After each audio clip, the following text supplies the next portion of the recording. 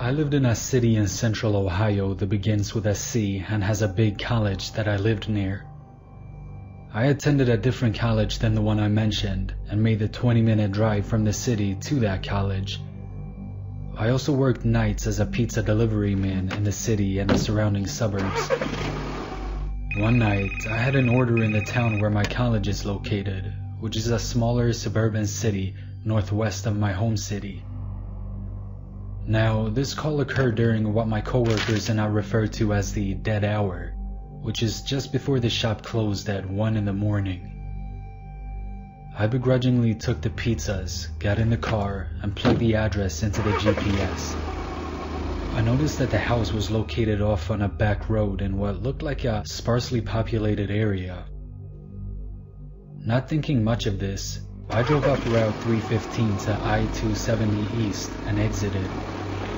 After passing through downtown, the cemetery, and the college, I drove through some subdevelopments and then onto a smaller road where the house was located.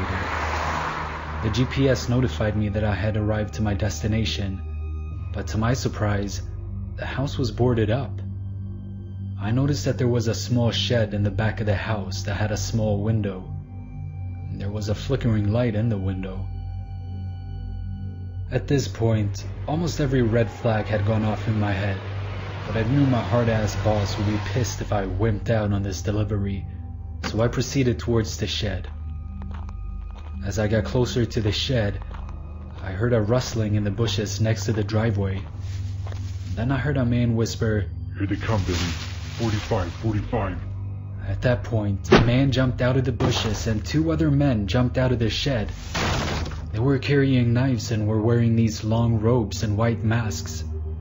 I made it back to the car just in time, but one of the assailants managed to slip my arm. As I escaped, I could see the assailant standing in the middle of the road looking pissed. I probably drove 90 miles per hour on the way back. When I got to the shop, everyone looked shocked. After explaining everything to them, we contacted the police and dispatched a few officers to the house. When they got there, the assailants were gone. They found some drug paraphernalia in the shed, and some ropes and some weird torture equipment.